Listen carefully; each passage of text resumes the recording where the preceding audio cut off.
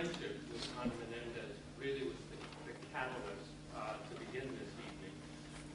I'm deeply grateful to Menendez, whose generosity and openness made the process of organizing this event a pleasure. And believe me, a number of our events are not a pleasure to organize. This certainly was. I'm very grateful to Dr. Jorge Duane of the Cuban Research Institute and Dr. Frank Mora of the Latin American and Caribbean Center, who contributed materially to this event. To James Sutton, Dr. James Sutton of the English Department, Dr. Ashley Milbauer of the English Department and Exile Studies, not only made tonight's event possible, but they have been partners with the Center in a number of very important and exciting presentations, and I will ask each to take a few moments and talk about them before the speakers tonight. And finally, I'd like to thank Dave Lawrence, who is going to be introducing our speaker and who is one of the moving forces in Miami life and has been for decades. He was an early and ardent supporter of the Center, a guide that I deeply valued when I was beginning and continue to value, both for his insight and his generosity. I'd like to also offer general thanks to institutions here at FIU that have been a great support to the Center.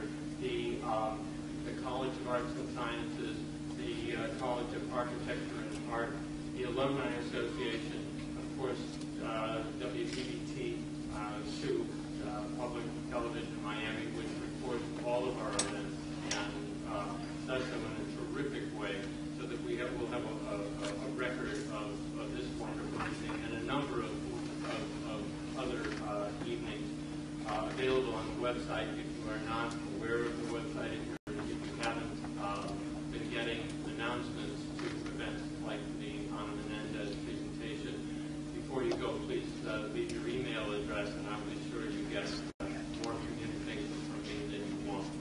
I'm also grateful to Sigma Tau Delta, the undergraduate English Honors Society, and the English Graduate Student Association that has facilitated, again, materially, this event and events at the Center throughout the year.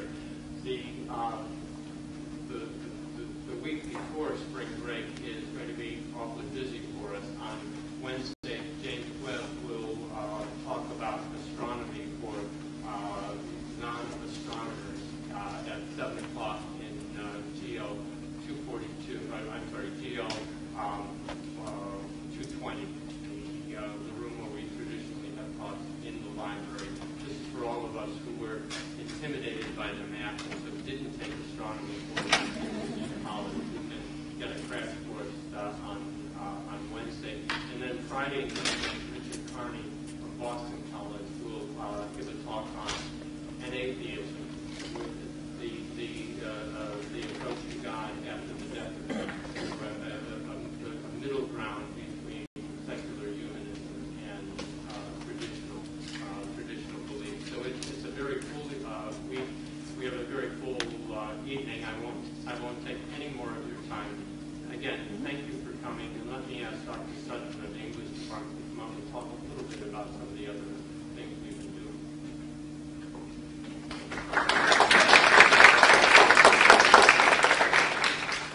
Thank you all very much for coming out tonight. It's wonderful to see all of you. I'm very eager to hear Hannah's talk this evening. Been looking forward to this for some time. I was delighted when Paula and Michael and Asher made this happen.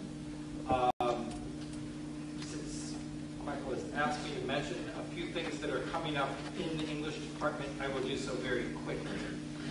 For those of you who love linguistics, everyone in the audience, yes, everyone here is a lover of linguistics. Very good.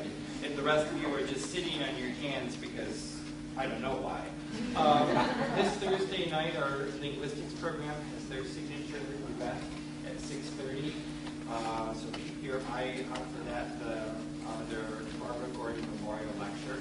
And on Friday, the day after, our linguistics faculty and a number of other folks who are interested in linguistics within the community will be giving short talks on issues related to linguistics. So for English majors or anyone else who might be interested in that, please keep that in mind.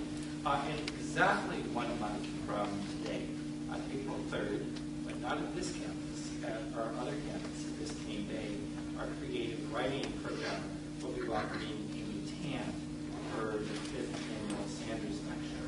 I'd like to invite all of you to that, as well as to our events coming up this week in linguistics. Michael mentioned briefly the work that the English Department, Exile Studies, and the Center for the Humanities have been doing and will continue to do. This evening is a fine example of the partnership between those three entities, those three groups, in enabling talks like this to occur.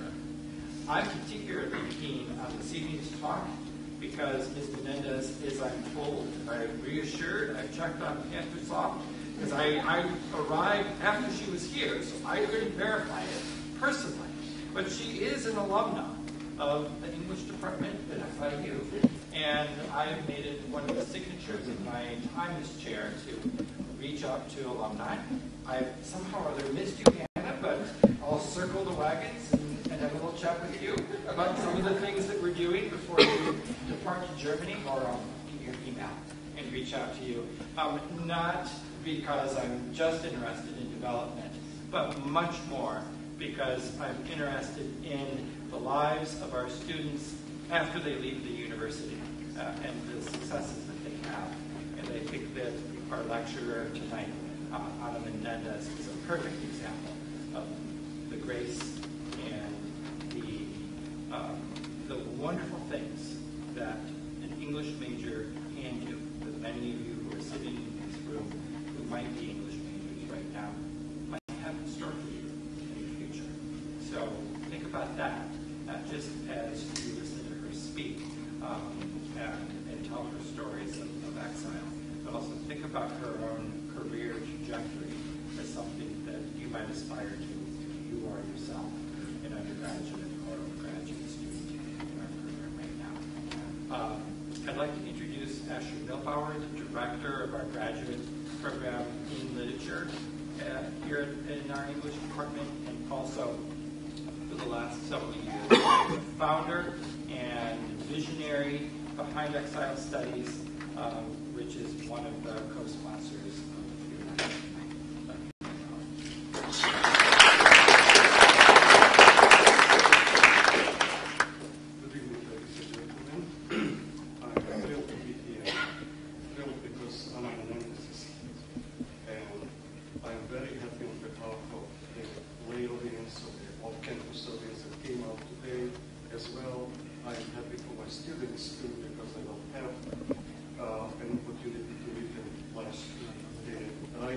Study with great interest and eagerness.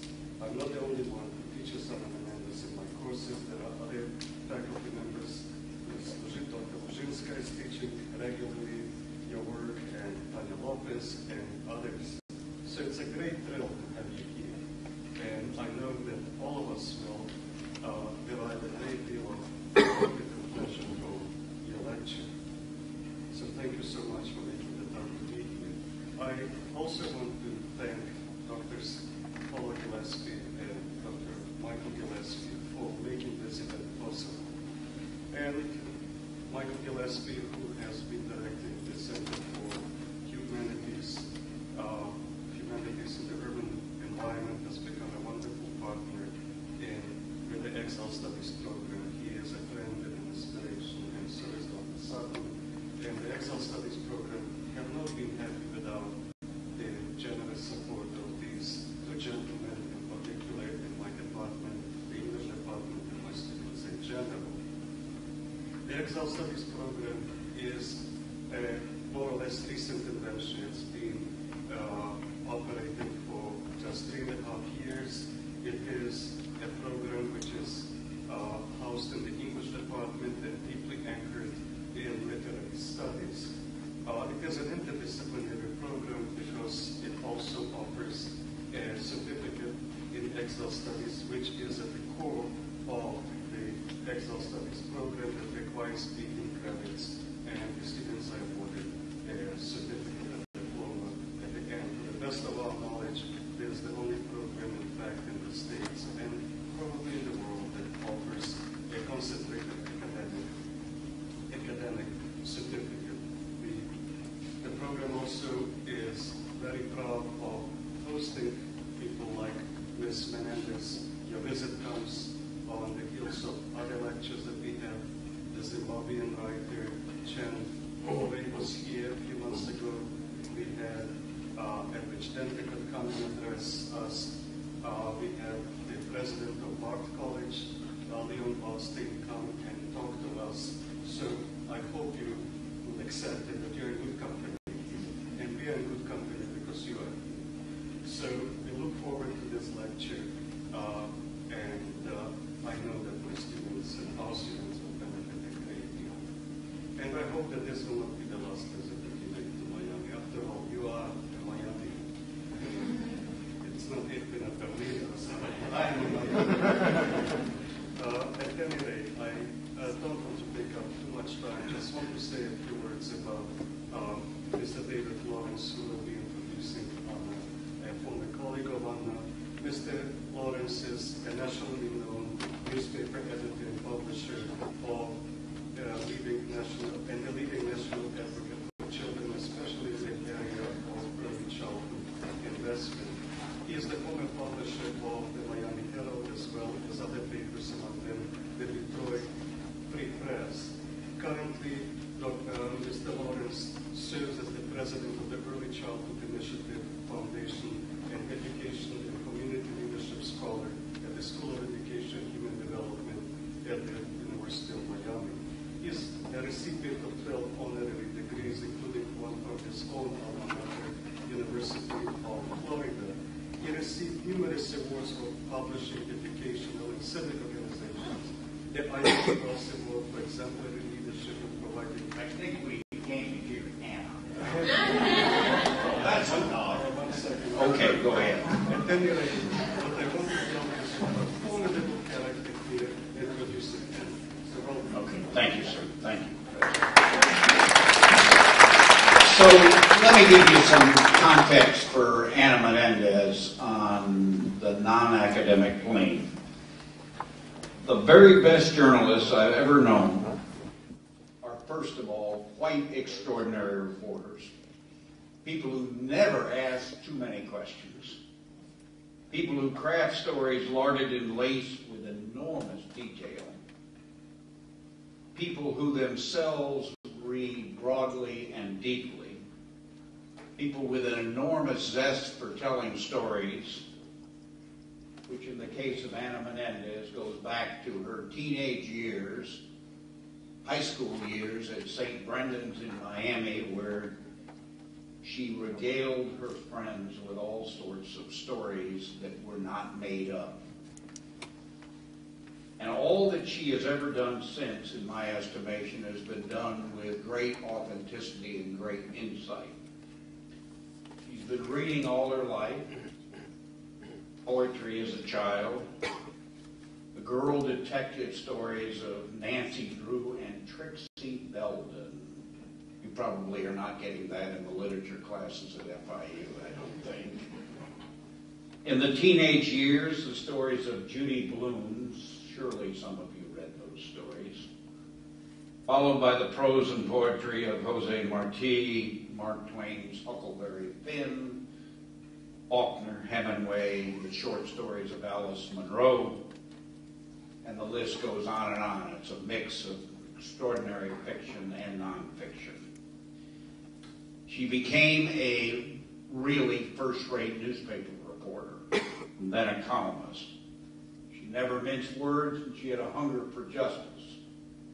Some of what she wrote made people uncomfortable, and they deserve to be uncomfortable. So just imagine how good a creative writing professor she must be at Maastricht University in the Netherlands.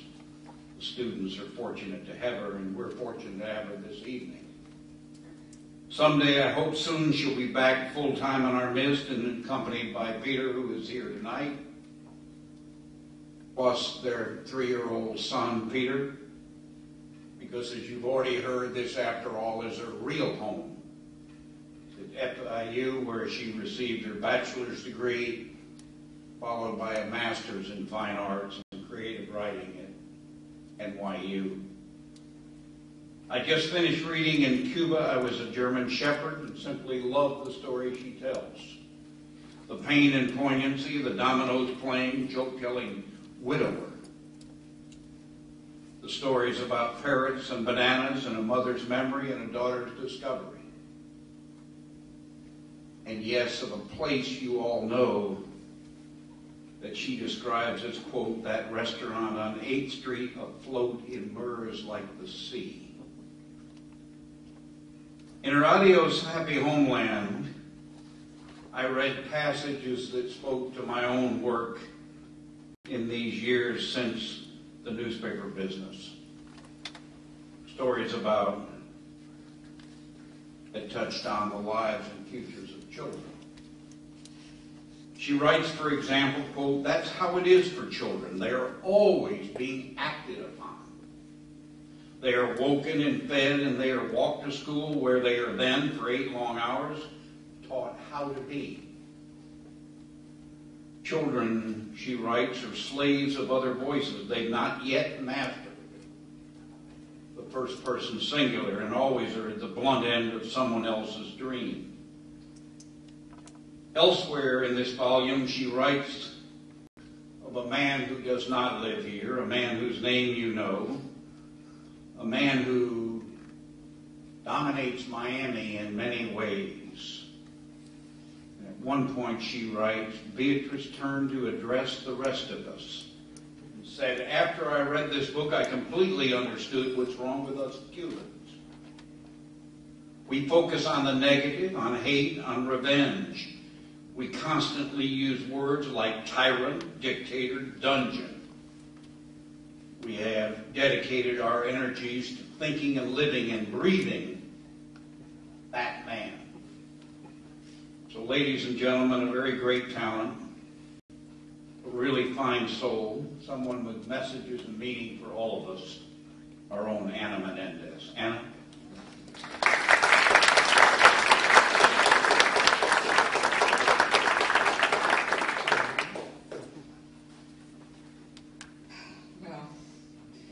Humbling to come after all those introductions. So,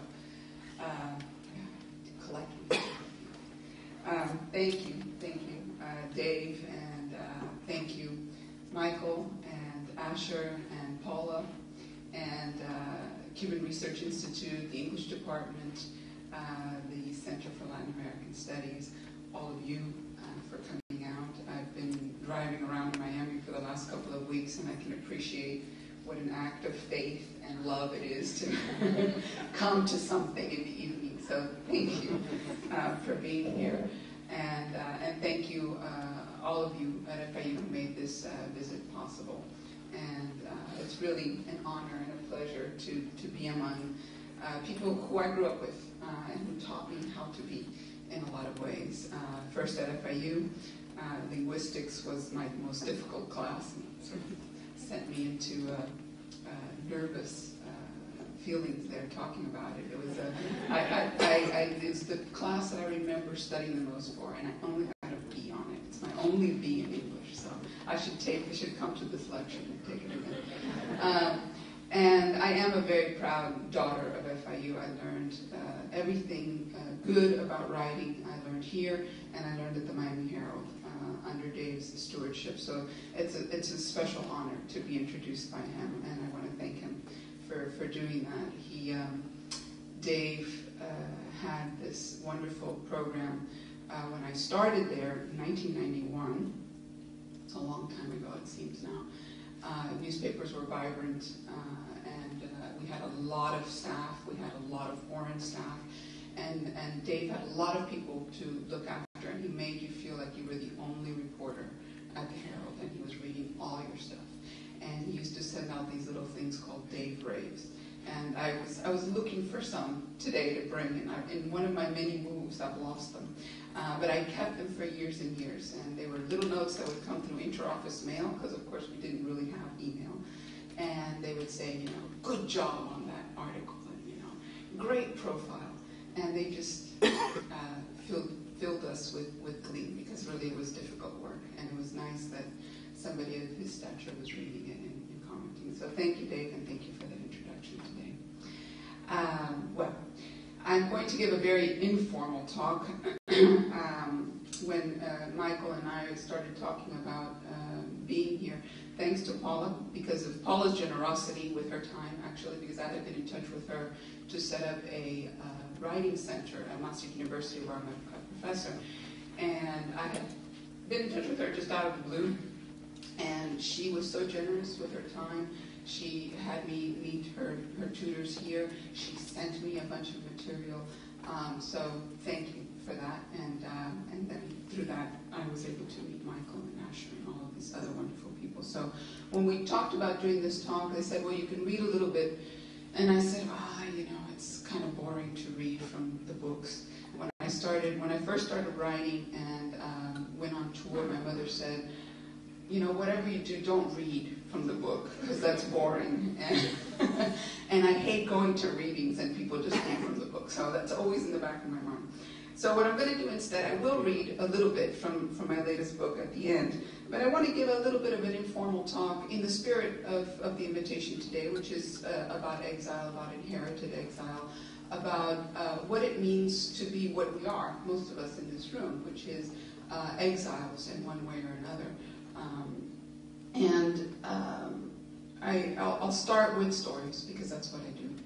And I'll start by telling you a little bit about my own background, my own long line of immigrants. And I come from a long, long line of people who have fled. My great-grandparents on my mother's side fled from Lebanon and Syria at the end of the breakup of the empire. They took a boat to Mexico and somehow ended up in Cuba and said, well, this is fine. This is close, good enough or far enough, perhaps.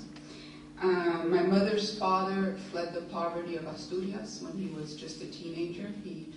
Family lore has that he got on a boat and just left and went to Cuba. Cuba was the New World. It was the promised land. And the family lore also says that he was shocked when he saw him. They didn't have mirrors in his house. And he was shocked when he saw himself in a mirror for the first time on the boat and said, that little guy, that scrawny little guy has just taken off to a new continent. But he did, and he did well. And on my father's side, they also were fleeing various things, mostly poverty as well. Also from Asturias, from the Canary Islands, and even, we believe, from Scotland on my father's mother's side.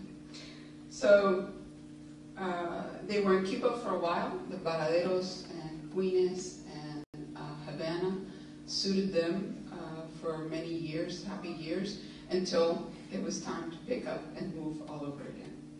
And my sister and I joke that if our family had a crest, the motto would be, this is bullshit, I'm out of here.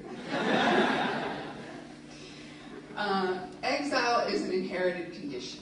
I think those of us who are children of exiles know this, that it's like blue eyes or nasty temperament. It's something that each generation sort of unwittingly sometimes passes on to the next. We do that first with stories and myths. And those are the easy things to pack. You can just take them with you. They don't take up any room in the luggage. And you can tell them again and again and again. And for me, growing up, I grew up in the 70s. There was Vietnam War. There was Watergate. There was all sorts of upheavals, social movements. I knew nothing of that. We did nothing of that in my house. All I knew was two polarities, Fidel Castro and Jose Marti. Fidel Castro was the evil, supernatural being who I really believed could see us the way Santa Claus did. Knew what we were doing, what we were talking about, what we were up to. And Jose Marti was the saint in this polarity. And I think that in this sense, the world of the exile resembles the world of the child. Both are thrust unwillingly into a new land that they did not desire and do not know. And the subtlety, the appreciation for nuance, that comes later in repose and in happy times. In the beginning, there's only good and evil and a world of shadows that the exile, like the child, must learn to navigate. And so growing up, I feared Fidel as a supernatural being. And Jose Marti was the light that counterbalanced that. Because the power of poetry, which I'm going to be reading from different poets in a little while, power of poetry is on a different order. And it's, for me, Marti was the musical cadence of childhood. It was the hope, the beauty, all the good things that Cuba is also capable of producing, not just tyrant after tyrant. And his was the power of ideas, and more important for me as I grew older, of words. And I no longer believe that Fidel could peer into our houses, thank goodness, but I still believe in Jose Marti. I still believe in the power of language and in the power of poetry. And I believe every year more and more in Marti, who bent language to his will and gave a nation a sense of itself. And in a way, he was our first exile. He lived many years in the monster, as they call it in the U.S. And in that way, he's the godfather, our godfather of displacement. He wrote, "In exile, men lose their moorings and find their bearings." We who were born in the U.S., as I was in Los Angeles, of Cuban exile parents, are also Marti's children. And we've inherited that feeling of displacement, of being from somewhere else or from nowhere, even though we're from here. And that takes many forms. For a lot of us, especially in my generation, it meant also adopting our parents' political beliefs, our parents' stories, our parents' ideas, because to reject them, it was worse than rejecting our parents. It was worse than rejecting our heritage. It was a kind of a disinheritance that was all the worst of a disinheritance because it signaled not freedom but the abyss. Without that, we had nothing. And even for those of us who believe that we've escaped that, and sometimes I feel that I have, sometimes I feel that, well, my parents' politics are not my politics, my parents' history is not my history, I still carry the DNA of flight within me. Somewhere deep down, I know if things get really bad, I can always take off. And I don't call it cowardice, I call it adventure. And I'll be 44 next month. And in 21 years, I've moved 16 times, and I've lived on 4 different continents. These days, I live in Maastricht, but we tend to spend holidays in Bratislava, where Peter's family is from, and birthdays in Miami. So I'm still moving. And for a long time, I like to think of myself as a free spirit. Nothing can hold me down. Something gets bad, I just sort of wiggle out and start something new. But lately, I've been wondering just what it is that I'm running from. My maternal grandmother died in 2010, and I want to talk a little bit about her because she was my last living grandparent. She was the daughter of the Lebanese immigrants to Cuba, and she was a fantastic storyteller. And she died one day before I found out I was pregnant with my son.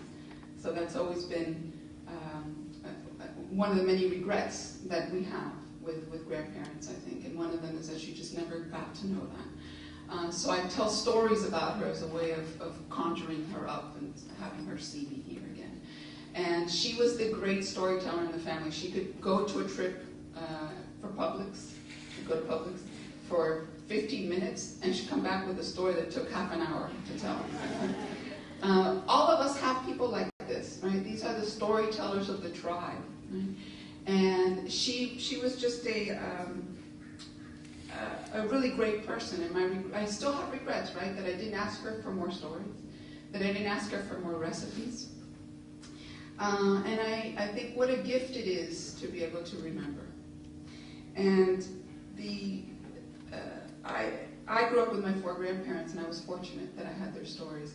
And the tragedy of Great Terrors, the tragedy of Holocaust, is measured in individual lives cut short. And its enduring tragedy is the silencing stories. And those of you who still have your grandparents with you, who are fortunate enough, your parents, your aunts, ask them stories. Tell them to tell you stories. This is what sustains us through so many journeys and so much movement.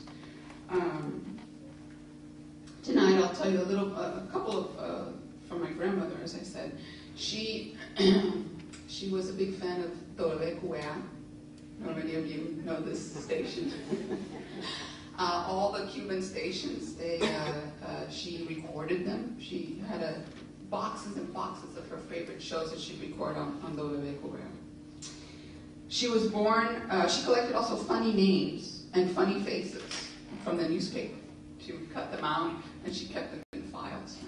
Right? And I know authors who do this. Authors do this for characters. My grandmother just did this for fun. You know, she would have been a great writer if she would have had a different kind of upbringing.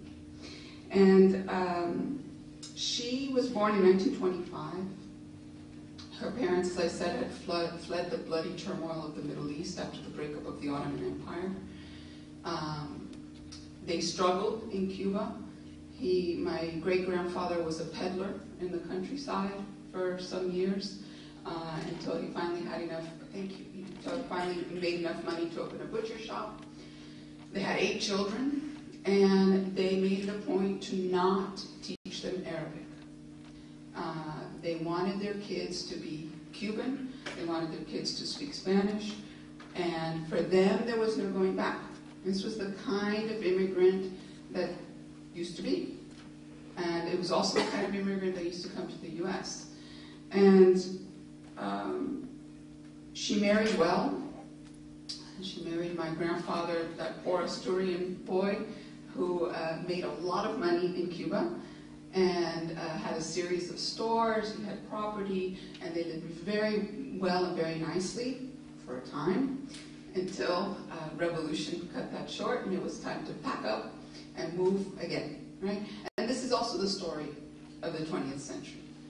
Great migrations, great upheavals, great tragedies, great reinventions, new wealth that's sometimes lost all over again, and then the movement starts over again. As soon as she became a citizen of this country, my grandmother never missed an election. She always voted Republican. And she also never learned English. So, Representative Steve King, the Iowa Republican, she was the kind of immigrant that he sought to protect America against. Right? When he introduced this latest round of English-only legislation, he said, "We need to encourage assimilation of all legal immigrants in each generation. A nation divided by language cannot pull together effectively as a people." And the strange thing is that my grandmother probably would have agreed with him. She would have said, yeah, these Mexicans, if they want to stay, they should learn English, right? But she and people of her generation were not planning to stay. Right? She remained a citizen of an imaginary country that every year receded further and further, right, into the past. There were practical reasons why she didn't learn English. She had grown up poor in Cuba, made money, she had her cooks and her cleaning ladies and the nannies and so forth. And when she came to this country, my mother started working at a plastics factory. She's still partially deaf in one ear from that. And my grandmother, until she retired at 65, worked in a sewing factory, sewing samples. So she didn't have a lot of time to learn English. She was raising a teenager. My uncle was a poet, Felicio Martinez, who introduced me to Carl Sandburg and all the other poets that I read as a child. She was taking care of him. They were working. She had barely a high school education, so sometimes if we don't understand how our own language works, it's harder to learn how a new one works. She was also crippled by anxieties, triggered by the events of 1959, and that would stay with her for the rest of her life. I still remember my mother trying to teach her how to drive. And this is something my sister and I can tell this story and leave the whole room in stitches, but it's actually tragic. You know, she just couldn't do it. She was so anxious. We're driving around Horizon Park in Tampa, and the car is lurching back and forth, and she's screaming, and my mother's screaming. She never learned how to drive. So learning was difficult for her. There were emotional obstacles to that. But I think these explanations fall short, because I think there was a deeper psychological reason. And that was that once she learned English, it meant that this was her country, this is where she was going to stay, this is where she belonged, and she was now American. And though she loved this country, she was proud to call herself an American, she's still Cuban, and she was waiting to go back. As I said, in her last years, one of my grandmother's great pleasures was shopping at Publix. And she didn't drive, so somebody would have to drop her off and then pick her up again. She'd come back with her stories, and one day she comes back really angry because she always, she had her friends there, the cashiers she always talked to and chatted, and she would return things, and they would give it back to her. It was her weekly outing was to Publix. And she would always talk with these cashiers who were usually Cuban or later from Nicaragua and then later from Colombia. You could trace the migrations to Miami through the cashiers. And finally, she comes back one day and she's kind of grumpy. Oh, what happened? And she said, yeah, there's a new cashier there. And I said, well, what was wrong with her? She said, nothing, she didn't speak any Spanish. And she says, chica, esta gente viven en Miami y no pueden aprender un poquito de español. These people live in Miami, they can't learn a little bit of English. So, and she meant it was unironic, right? She really thought, what are they doing here if they're not going to learn some Spanish and help me out here at Publix? I'm now roughly the age my grandmother was when she came to this country, which blows my mind. And this is the age when you're still young, and I still feel young, but your options start to narrow, movement becomes more sluggish. This is the age when you realize, well, maybe I'm not going to ever become fluent in Mandarin. Maybe I'll never become an astronaut after all. Options start to narrow. And I used to chide my grandmother for not learning English. And I was quite obnoxious about it. And if you love this country so much, why don't you learn English? All your Republican friends, they want you to learn English. And, what are you doing all day? Why don't you learn English? And I said, when I lived in Istanbul for 2 years. And I learned Turkish, and I did. I learned enough Turkish to speak and to, have a conversation with the locals. So I was very proud of myself. But as so often happens, life humbles you. I grew older. I kept moving as if I were still 25. And I went to Cairo, ironically enough, to learn the language of my great-grandparents. And after a year in Cairo, I yielded only taxi, Arabic, Yamin, Shamal, Alatul, Hinakwais, and nothing more, right? And now I find myself, is it the 5th year? Starting the 5th year in the Netherlands. And I've taken some classes in Dutch. I did an online course. I did a course with some people, great friends. but I still don't speak it well enough. In fact, I don't speak it at all. I can understand a little bit, and that was necessary because we would be getting these mailers from our child's school that we would put through Google Translate and say they want to do what? So we figured we needed to learn it well enough to not be outraged at the things that Google Translate said they were doing to our child. But I still haven't learned it, and I am thinking about why it is. Well, I have excuses, right? I have legitimate excuses. I work a demanding job. I'm taking care of a 3-year-old. It takes a lot of time. I also blame the Dutch. It's also their fault because they speak English so well that you'll go to a restaurant and you'll start. Ik wil graag een espresso. Yeah, you want an espresso. What else do you want? Perfect English. Also perfect Spanish, as I've discovered. I was having lunch with a friend of mine who's Cuban, and we were speaking Spanish, and then the waitress comes in, perfect Spanish. And she says, where are you from? And we say, well, blah, blah, we do the whole, where are you from? Cuba, Miami. Blah. And I say, where are you from? And she says, oh, I'm Dutch. But I studied in Chile. And she spoke absolutely perfect Spanish. So it's also their fault because they speak very well. But of course, if I'm honest with myself, which I'm usually loath to do, there's a deeper reason for that as well. And that is now, with a family, with a sense of who am I, where do I belong, I am also waiting to come home. And as the years go on, I realize that home for me is the United States. It's where, it's my language, it's my cultural background, and I think this is one of the reasons why I haven't learned it. I haven't learned Dutch. One of the many reasons that I love poetry is that it reminds us that we're not alone, and also that we're not that special. And all of these things that I've been talking about today, the poets have been treating and have treated beautifully for years and years and years. Zen poet Wang Wei, who along with his contemporaries, Li Po and Tu Fu, was one of the greatest poets of China's 3,000-year-old tradition. David Hinton, who's a great poet, has made a beautiful translation of his work. And one of my favorites there is entitled In the Mountains for My Brothers. And it includes the line, in mountain forests I've lost myself completely. Identity's nothing but the role we play in public. And I love that line so much because it really speaks to what I feel about what my identity is. It depends on where I am, what I am. When I lived in India for 3 years, I was Western.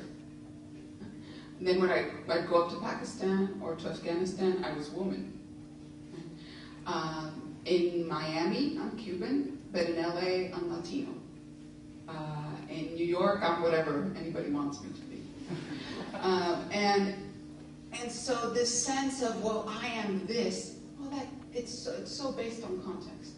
And this is something that was brought home to me with my mother when I always thought of her as very Cuban, my mother.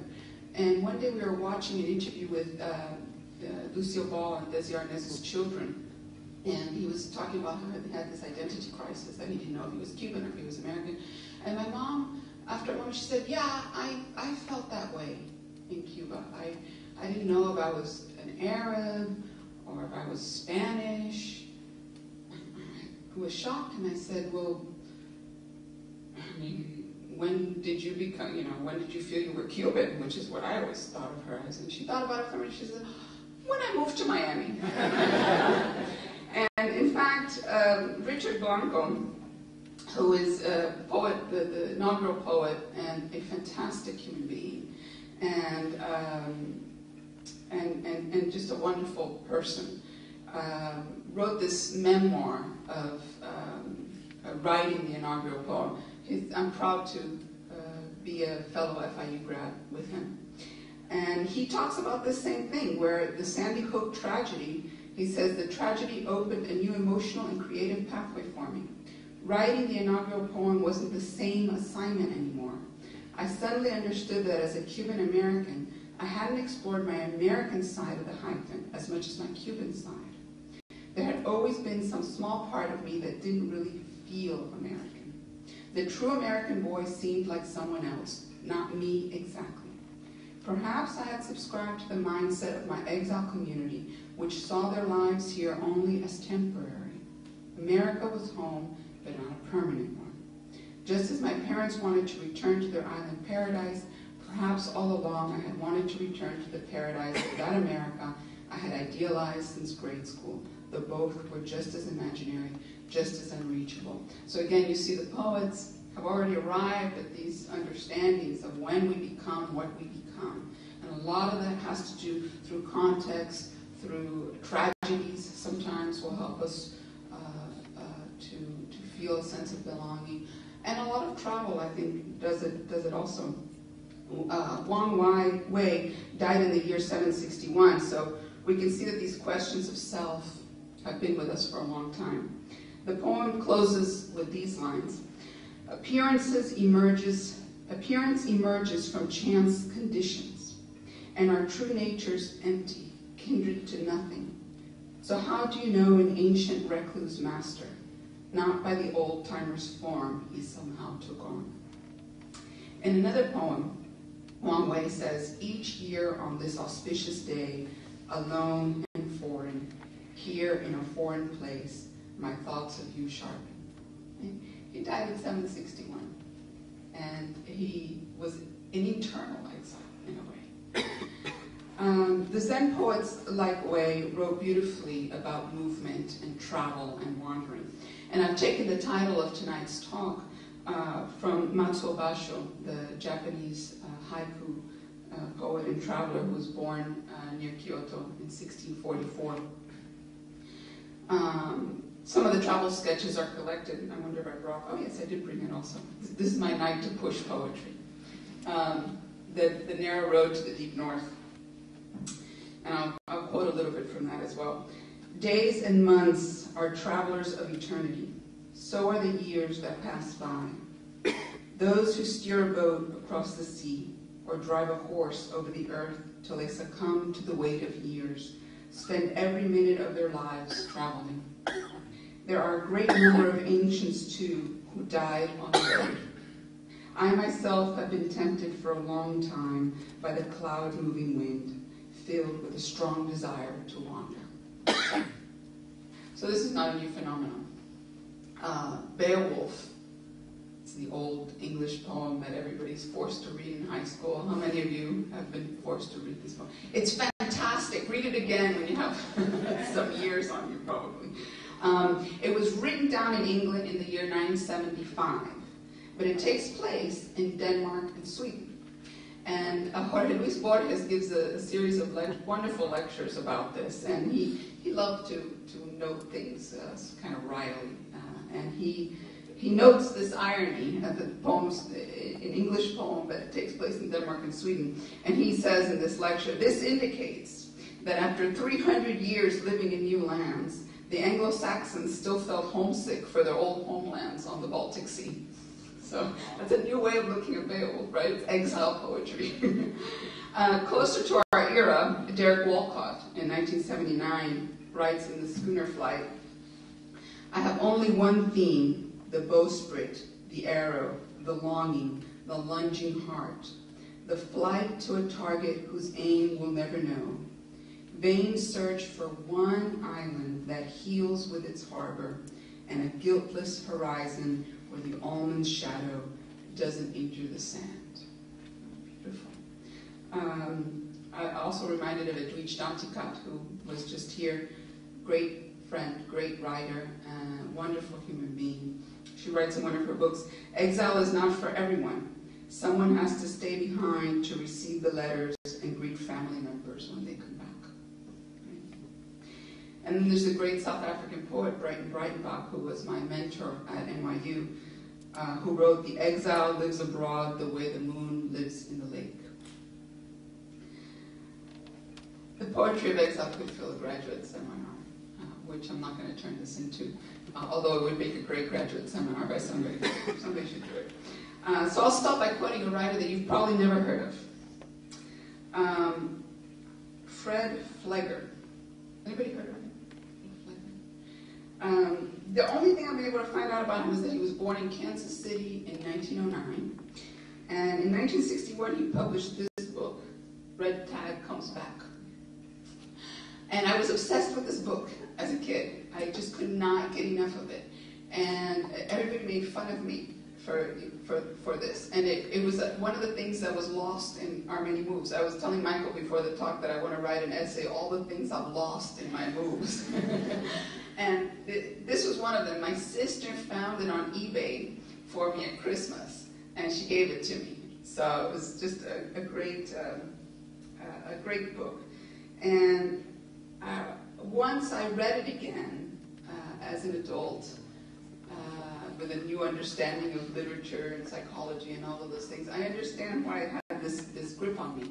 It's about a salmon that gets tagged as a little spawn, and then begins the journey of his life away from his home, and encounters all sorts of treacherous things on the way out. And then one day, for reasons that of course are unexplainable to the salmon, she decides to turn back for the place of her birth. And then the journey back, inexplicable as it is also full of treacherous fish want to eat her fisherman, a bear comes out at her. It's really, you're on the edge of your seat with this book. And so I'll read you from this book as well. Now Red Tag is almost home. Just above the falls is where she was born. See, on top of everything, she has to deal with a dam now. She jumps, but she falls back. Can she jump the falls? Again she jumps. She jumps high this time. Up and up she goes, but she does not make it. She falls back again. There you have her picture. Salmon.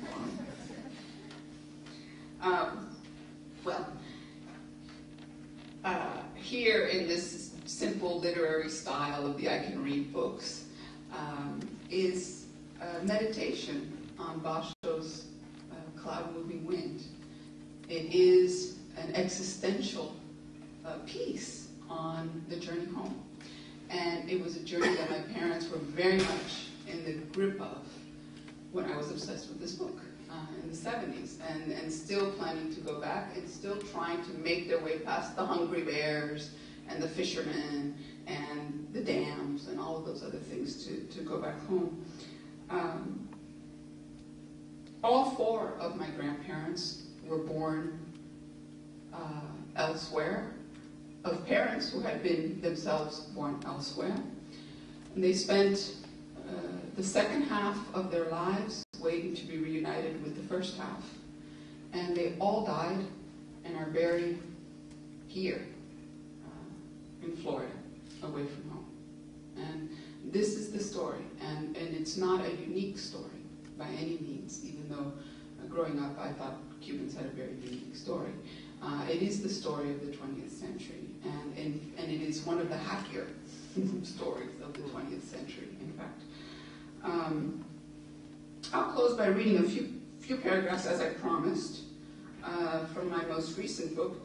This is the nice thing about organizing your own talk. You get to be in the company of Basho and Wang Wei and Richard Blanco and all these great people. So I will now read just a little bit from this opening of the last story in here called The Shunting Trains Trace Iron Labyrinths, and that's from a poem of Borges, the title. I boarded the train and took the last empty seat by the window. Outside, it was snowing. There was an announcement in 3 languages, none of which I understood. The woman next to me was eating a bowl of black beans. Seeing my confusion, she turned to me and said, "This train goes to the coast." I thanked her. More people came on board. There was shouting and more shouting. Men were forced to stand in the aisles. After a while, the car began to move. On the platform, those left behind shook their fists. Two men in long coats ran along the edge, waving at the conductor and pointing to the car where I sat. They wore identical black hats and looked like brothers, except one was bearded and the other hairless. I understood then that they would follow me wherever I went, would follow me unto death. Outside, dawn had returned, but brought with it little light. The sky was low and gray, though still studded with faint candlelight. The train picked up speed. Dirty snow was piled along both sides of the tracks. We were moving through a bare landscape empty of trees and homes. The only structures were enormous steel pylons arranged in rows going into the smoky distance. The woman pointed to the place where the parallel rows met and said, "That's where we're going." Her name was Gertrude. I repeated the name to her, but she said she had never seen me before, that I must have her confused with someone else. She had come from a city farther north and had been traveling for several days, trying to reach the coast like the others. "Everyone here is an emigrant," she explained. "We're all going to the same place." The train rocked and I slept. After an indefinite time, I was woken by another announcement, repeated in the same three strange languages. I waited for Gertrude to translate, but she didn't. I asked her how they passed the time on the train. "Only waiting," she said, "and sometimes they play a movie." She pointed to the tattered screens hanging at the front of the car. "But it's always the same one." 3 times a day, by however a day was measured, the dining car opened, Gertrude told me. They always served the same thing.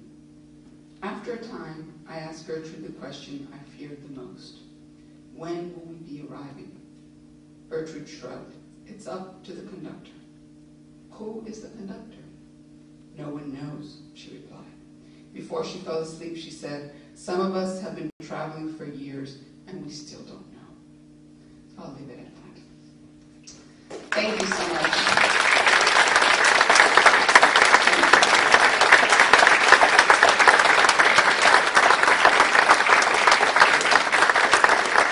I want to also thank Anna and all the students who are here from her class and who have been reading my book. It's the only book that I still get royalties from, so thank you for that. And thank you to all of you who do teach the book and who have read it and enjoyed it. I'm very grateful. And every now and then I get messages, emails from students. Sometimes they want me to help them write their paper, which I never do that. But a lot of times I want to know, well, how did you get started? How do you write this? How did you get the idea for this? And I'm always delighted to answer. So please, feel free to be in touch. And thank you to Anna and to all the others here who teach, and to Asher as well, who teach the book. So I think we're going to do Q&A now. I am so happy to be here with Anna. I've been teaching her books for 10 years.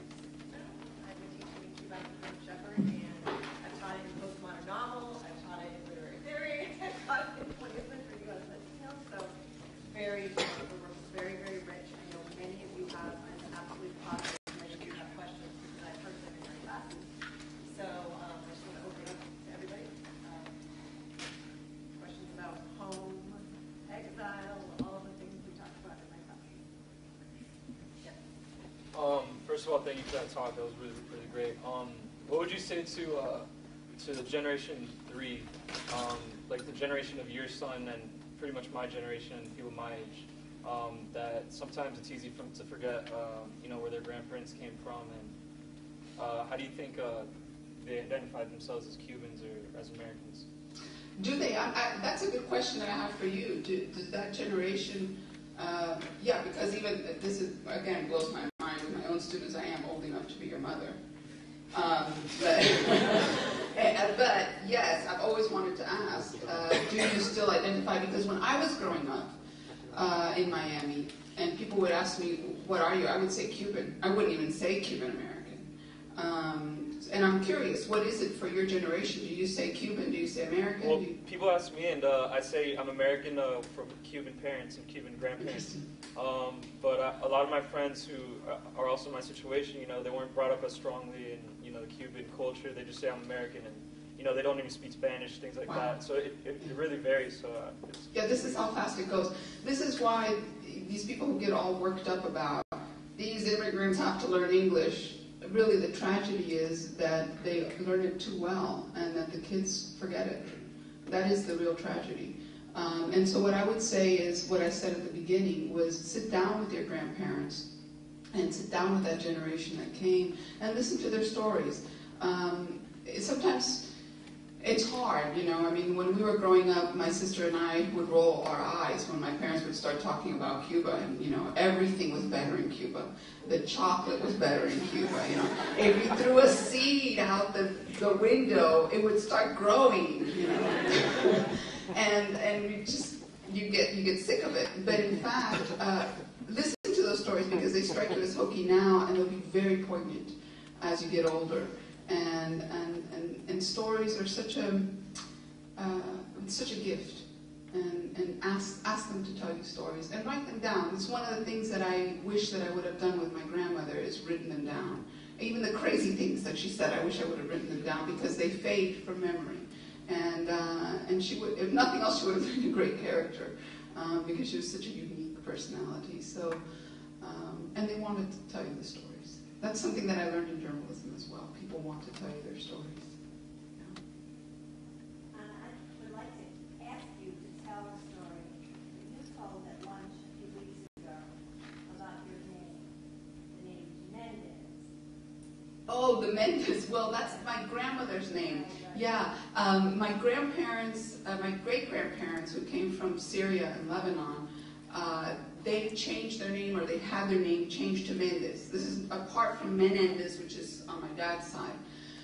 They had their name changed to Menendez, and we don't even really know what the original was. My great-grandmother's name was Nader, but my great-grandfather's name, we don't really know what it was. We just know that it was changed to Menendez. And part of it was immigration. Of course, they couldn't read the Arabic, and they said, "What's your name?" And they said something, and they said, "Menendez." But I think part of it also was that they also wanted to be Cuban. They did not want to be Moros. Right? This is what the Lebanese were called, and they, the whole life it was like, we're not going to be Moros, we're Menendez. And so many years later, I found myself in Hoboken, and I was working on a story on domino players in Hoboken and in New Jersey. And there was almost never anybody that I met who was from Guines, which is where my mom is from. It's a little town outside of Havana. Is anybody here from Guines? Guineros. Maybe you remember Los Mendes. Yeah, but they sold clothes. You said there were lots of Menendez in Guines. Yes. But they had clothing store. They had a clothing store also, but he had a butcher shop. My great grandfather. But when I told this to the Guineros there who were playing dominoes, I said, Menendez. He said, no, los únicos Menendez en Guines eran moros. Well, actually, the word was polacos. The word was polacos. You know, the people. The other word was polacos. They were called polacos. Yeah, that was the other word for, or turcos. They also called because they were traveling under the Turkish passport. Yeah, so they couldn't escape. I forgot to tell that story. Yeah. Any other questions? For you, it's more of a personal question, but for you, does the act of storytelling for an exile, can it only be nostalgic, or can it be something else? Oh, I think it can be very funny also. And there's a lot of exiles who tell very funny stories. My uncle, who's a doctor, tells hilarious stories about Cuba and things that they would do to other, you know. I mean, he talks, I mean, things that you would do to people now, correr máquina, you know, to run, to do, how do you say that in English, correr máquina? Well, yeah, to do pranks, yeah, to prank people. And they were working as medical students, and, you know, to like, do a prank on their friend. They called the people who take care of the insane to come and pick up this guy who was saying that he was a fellow student. And that, you know, he wouldn't leave, and he kept saying, you know, I belong here, I'm a student, and, you know, they thought he was dangerous, and they needed to get rid of him. So, you know, the guys in the truck came, you know, with the padded truck and everything, and you know, the guy screaming, I'm a student, I'm going. So these are the stories that my uncle Jesus tells, and he's not prone to telling nostalgic stories. To him, everything's a big joke. So there is a possibility of that, of telling funny stories, and I think it's another way of processing, of transforming. And this is one of the beautiful things about storytelling, is that it has this ability to transform events, to take even events that were tragic or that were embarrassing. And one of the exercises that I have my students do is to remember an embarrassing moment, a super embarrassing moment in their life that they kept ruminating on, and to write it. And everybody groans about it.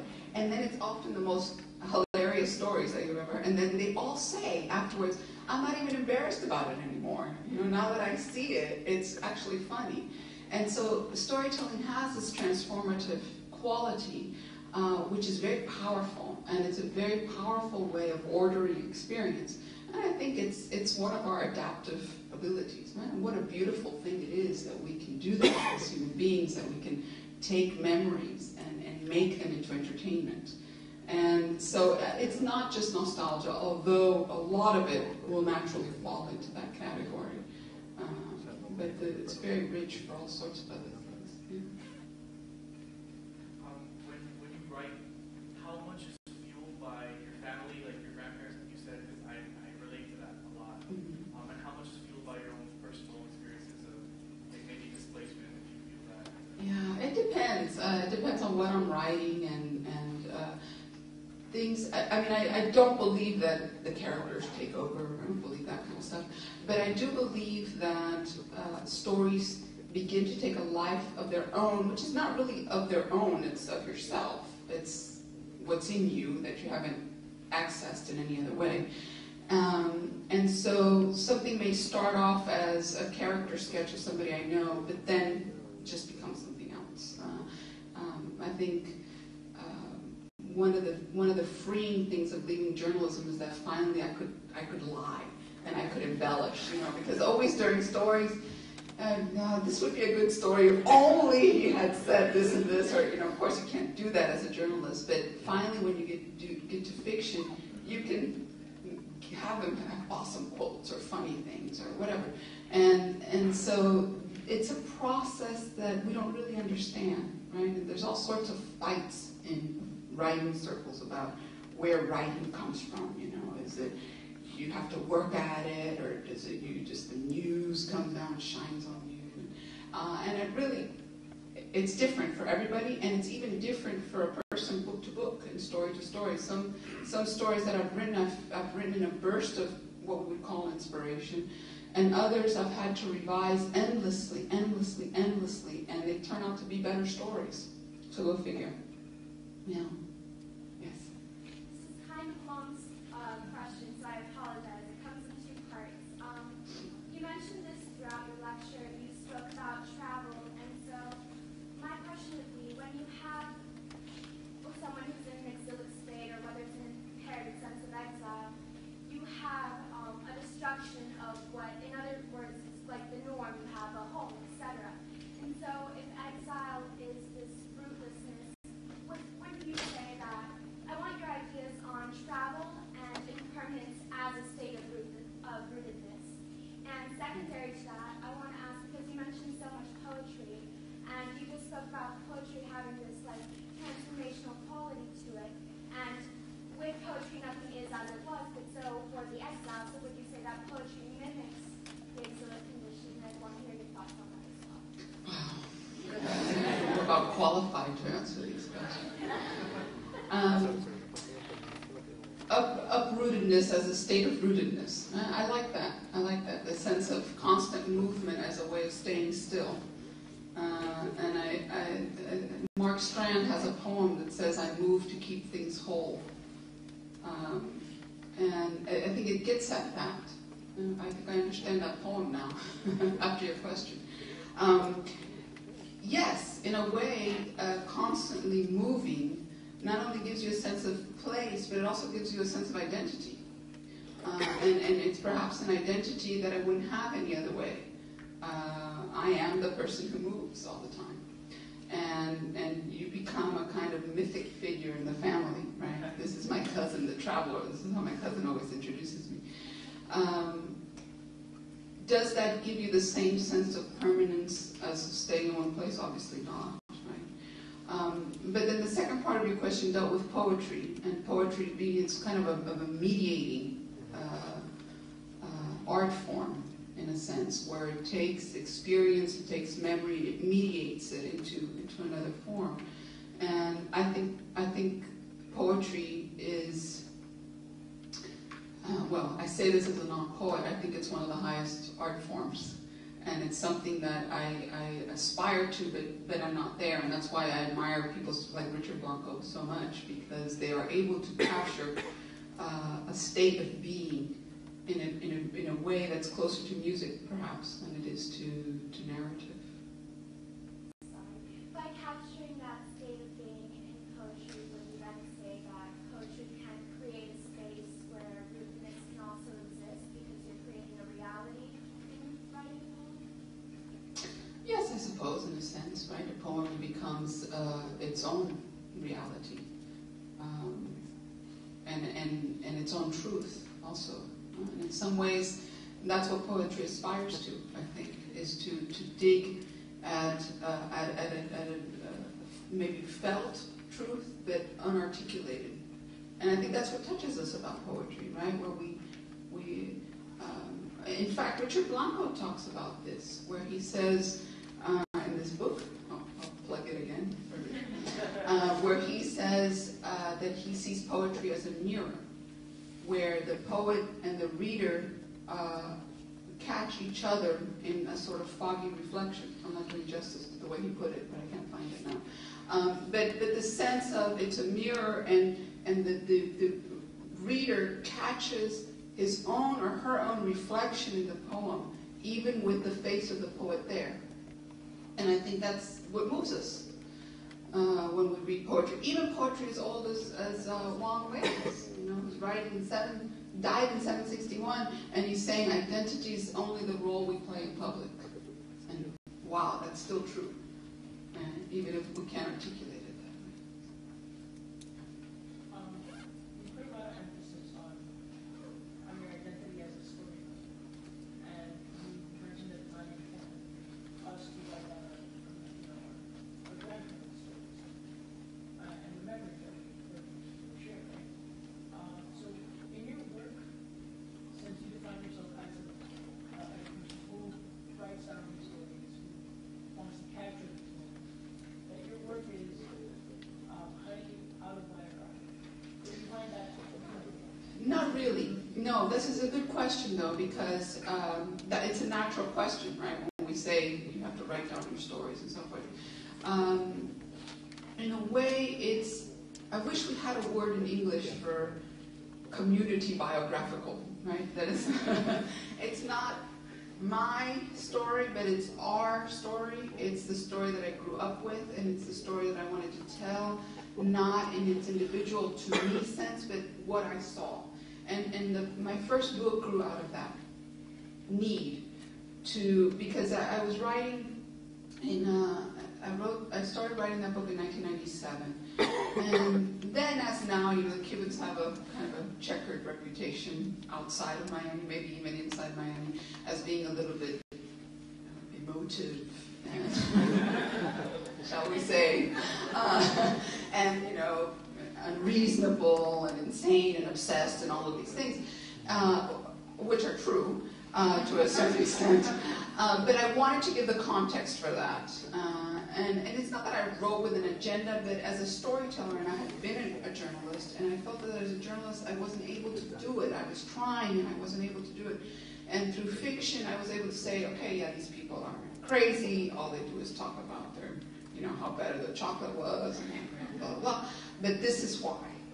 And to give in a fictional format a glimpse of those lives that are private and that are not shared with people on CNN, who grabs the, craziest abuela they can find for their, 3-second quote, right?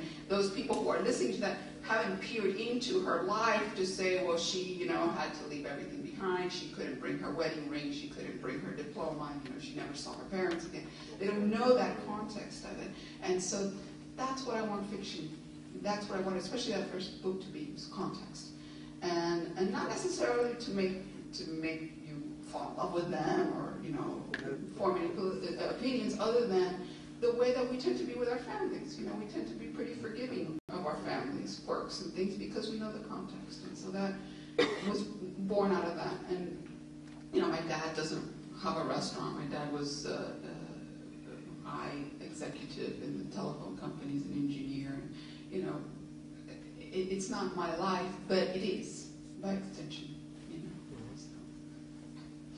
So. Could you give me the reasons why you believe there's such a sharp contrast between your great-grandparents wanting to assimilate and accept Cuba and leave the past behind, towards your grandmother who never really fully embraced the United States? And, would you rather attribute that to conditions or individual personalities? That's a good question. I don't know. I don't know the answer to that. I think for my grandmother and her generation, and people of her generation, it was critical mass. And so they had so many people here in Miami that it made it easy for them to continue as if nothing happened. And they were still over there. And, you know, the weather's the same. The stores were named the same. You know, people brought their stores, and you see these things, these store names that say, you know, established in 1855. Well, in Havana, maybe. and so that critical mass, I think, made it easy for them to continue in community. Whereas my great-grandparents, they had a small Arabic community, but it was much more diffuse. It wasn't as many people. So that might be a very simple explanation, right? That they didn't have the critical numbers. But I think also our idea of immigration and exile has changed. And I think that there's more acceptance of hanging on. There's not this dualism that, you know, either you assimilate, you just forget everything. You know, that there's more of an acceptance of you can be American and still speak Spanish or still speak Chinese or still, you know, and I think that's a lovely thing. I mean, I wish that my great-grandparents had taught my grandmother Arabic and had taught my mother Arabic, and then I could speak it. And of course, it's a selfish reason. It's too hard to study now, and I wish that somebody would have spoken it to me as a kid. But I think that our idea of immigration has changed, and I don't know why that is. I mean, there could be a million reasons. One of them is that travel is so easy now also. You can go back and forth. When my great-grandparents left at the end of the breakup of the Ottoman Empire, at the end of the First World War, well, I mean, you left and that was it.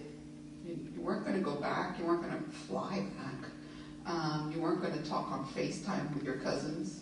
And it was over. It was just acknowledged this was a traumatic thing. They came after us. You know, they took everything we had. We don't want anything to do with them anymore, and we're starting fresh. What was the mentality? Yeah. I mentioned this earlier. You didn't adopt your parents' views and traditions. Does this still exist for you? What form, what shape does it take? Yeah, it does in a way, right? Because you know, my dad, when he's arguing politics with me, his trump card is, well, you don't like the Cubans anyways. So he knows it's there also, right? Because it's the sense of, if you don't, it's kind of George Bush's philosophy, right? You're with us or you're against us.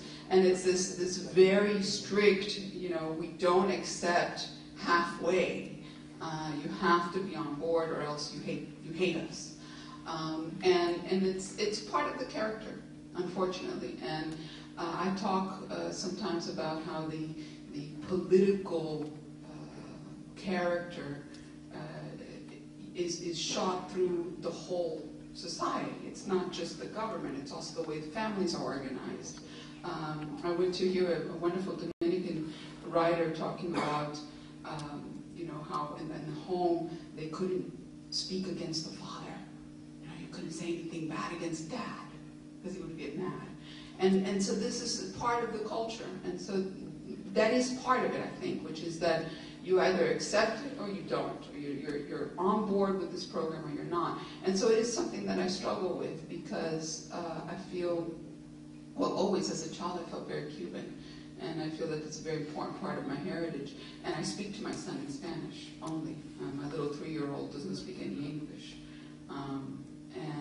And so that's an important thing for me. And I do wonder, well, where is it that I fit in here on this spectrum? But luckily, I think that America has been very, very good to us. America has been very, very good to us. In that sense, that it has given us a sense of there's more possibilities, that you have a spectrum now, that you can disagree. And I find that that's the case more and more. And even within my own family, that dissidents are tolerated and nobody's being attacked and things like that. I think that's part of living in this country for a long time. I think it has been a good influence, at least in my own family. I'm not going to generalize. But for my own family, which tended to be very strict in its orthodoxy, I think it's been fairly good.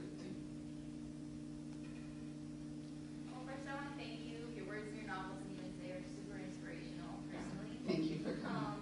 First, I just want to say, my questions deal with earlier talking about adopting, inheriting somewhat of an exilic experience through your parents.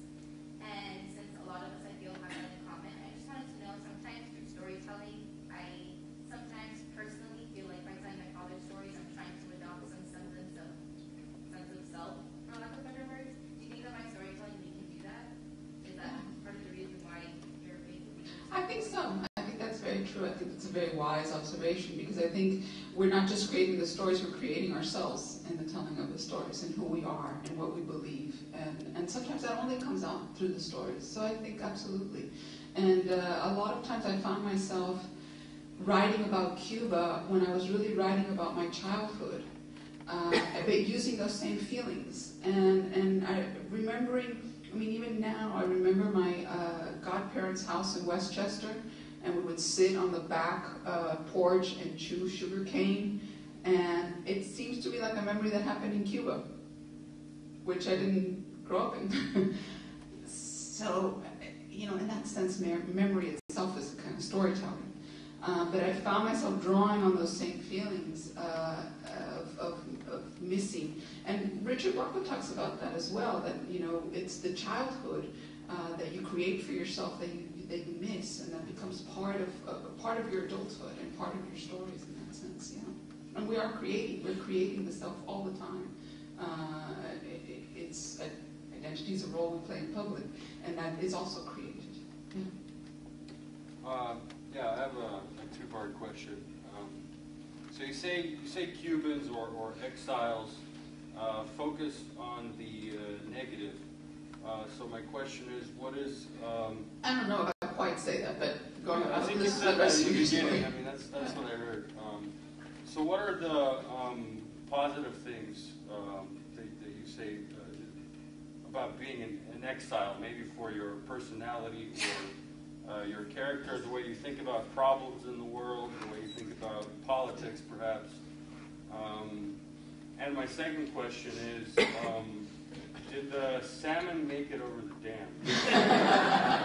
Oh, you'll have to buy the book. Yes, she comes home, and she lays her eggs, and then of course she dies.